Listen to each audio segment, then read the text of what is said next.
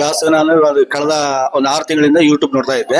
ಯೂಟ್ಯೂಬ್ನಲ್ಲಿ ಫಸ್ಟಿಗೆ ಒಂದು ಉಪ್ಪಿನ ಅಪ್ರಮೇಷನ್ ಅಲ್ಲಿ ಹೇಳಿದ್ರು. ಅಲ್ಲಿಂದ್ರೆ ನಂದು ಜರ್ನಿ ಸ್ಟಾರ್ಟ್ ಆಗಿದ್ದು. ಅಲ್ಲೇ ಸ್ವಲ್ಪ ಅವಾಗ ನಾನು ಅವರು ಯೂಟ್ಯೂಬ್ ಸರ್ಚ್ ಮಾಡ್ತಾ ಬಂದೆ. ಒಳ್ಳೊಳ್ಳೆ ಅಪ್ರಮೇಷನ್ ಅವನ್ನೆಲ್ಲ ಕೇಳ್ತಾ ಇದ್ದೆ. ಕೆಲವೊಂದು ಅಪ್ರಮೇಷನ್ ಅದ್ಭುತವಾಗಿದೆ.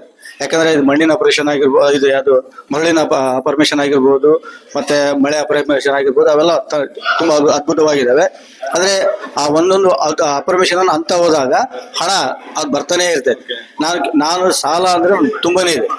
ಆ ಸಾಲದ ಅವ್ರು ಹೇಳಿದಾಗನೆ ಕೆಲವೊಂದು ಸಾಲಗಳನ್ನ ಈ 3 ತಿಂಗಳಲ್ಲಿ ನಾನು ಒಂದು 5 ಲಕ್ಷ ರೂಪಾಯಿನ ನಾನು ತೀರಿಸಿದ್ದೀನಿ ಅಂತ ಹೇಳಿದ್ರೆ ಬಹಳ ಖುಷಿ ಆಗ್ತದೆ. ಅದಕ್ಕಾಗಿ ಮತ್ತೆ 3ನೇದಕ್ಕೆ ನಾನು ಇಮಿಡಿಯೇಟ್ಲಿ ನಾನು ಅವತ್ತೇ ಬುಕ್ ಮಾಡ್ಕೊಂಡ್ಬಿಟ್ಟೆ ನಾನು.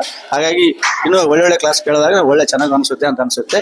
ಇವತ್ತಿನ ಕ್ಲಾಸ್ ಅಂದ್ರೆ ಇಂಥ ಗುರುಗಳು ಆಕ್ಚುಲಿ ಇರಬೇಕು ಅಂತ.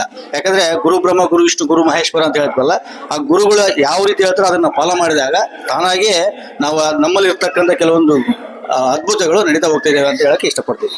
Okay sir. ಸೊ ಇಬ್ಬರು ಕ್ಲಾಸ್ ಅಟೆಂಡ್ ಮಾಡಿದ್ದೀರಾ? ಸೊ ಈ ಪಾರ್ಲೇಜಿ ಬಗ್ಗೆ ಏನೋ ಒಂದು ಹೇಳಿದ್ದಾರೆ.